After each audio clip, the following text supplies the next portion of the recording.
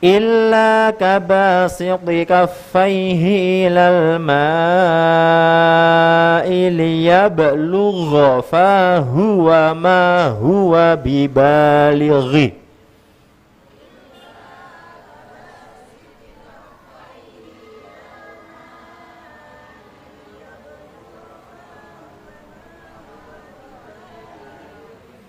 Wa ma du'aul kafirina illa fi dhalal.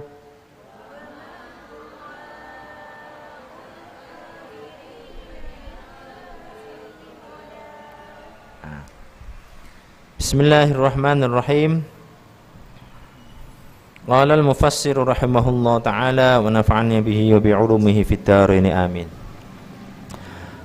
Ayat nomor 13 ini masih berkaitan dengan pembahasan ayat yang pada Selasa minggu yang lalu, yaitu tentang bagaimana hebatnya ciptaan Allah yang namanya mulai mendung, awan, kemudian kilat, sampai kemudian halilintar.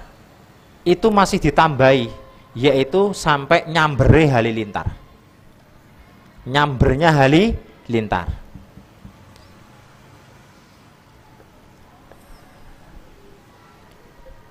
Dan semua itu ternyata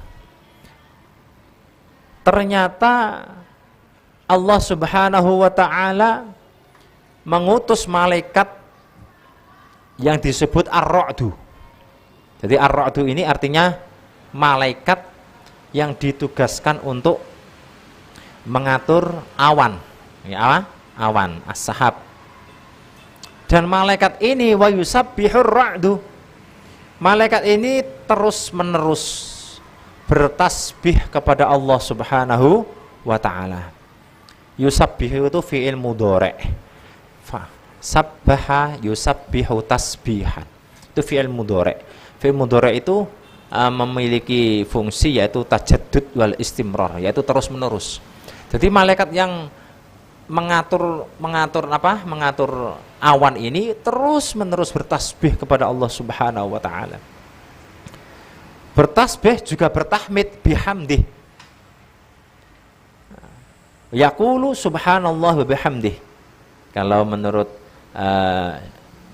Imam Jalaluddin Al-Mahalli, ini mentafsiri ayat ini dengan menyatakan malaikat itu membaca kalimat subhanallah wa bihamdih. Subhanallah wa bihamdih. Ini sama dengan doa atau bacaan yang kita baca ketika kita ruku. Subhanallah wa bihamdih, subhanallahil azim. Lah ketika beliau bertasbih sambil mengatur awan itu, maka kemudian malaikat-malaikat yang lain itu juga ikut bertasbih. Malaikat-malaikat yang lain ini siapa? Ada sebagian mufassir yang menjelaskan itu malaikat yang menjadi awan atau pembantu-pembantunya malaikat ra'du.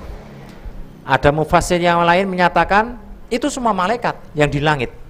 Ketika malaikat ar-ra'du ini bertasbih, bertahmid kepada Allah, maka malaikat-malaikat yang lain di langit semuanya juga ikut bertasbih dengan suara yang keras, min khifatih, karena mereka takut kepada Allah Subhanahu wa ta'ala. Ajrih dumateng Gusti Allah, okay? Takwa kepada Allah Subhanahu wa ta'ala. Nah niku. Lah setelah itu wa yursilus suwa'iqah, ini sudah saya jelaskan kemarin. Kemudian Allah Subhanahu wa ta'ala mengutus as-sawa'iq, yaitu halilintar. Halilintar yang keluar dari rangkaian mendung tadi itu. Keluar dari rangkaian mendung itu. Ada juga halilintar itu keluar tanpa melalui mendung, ada. Seperti yang dikisahkan nanti dalam asbabun nuzulnya ayat ini. Halilintar ini dengan dahsyatnya fayusibu biha may yasha, maka halilintar ini akan mengenai kepada siapapun yang dikehendaki oleh Allah Subhanahu wa taala untuk mengenainya. Oke. Jadi di sini halilintar itu akan mengenai kepada siapapun yang dikehendaki oleh Allah. Ya siapa yang dikehendaki Allah? Tidak bisa kita mengatur Allah, tidak bisa. Sesuai kena ya kena. Kalau itu orang yang tidak beriman kepada Allah, ya itu sebagai azab. Tapi kalau itu orang yang beriman kepada Allah, ya itu sebagai ujian yang akan menambahkan pahala, mengurangi dosa karena Allah mengampuni dosanya, juga akan meninggikan derajatnya di sisi Allah. Jadi dilihat-lihat dulu, nggak boleh kita kebiah uyah. Oh, wong kok kesambel bledek, wah iku, wong elek iku, nggak boleh kita begitu. Kadang-kadang ada sebagian dari masyarakat yang beranggapan wong sing kesamber gledek niku wong elek, mboten mesti. Sebab kesamber mboten kesamber gledek niku fayusi bubiha may yasha niku semata-mata sak kersane Gusti Allah. Sak kersane Gusti Allah.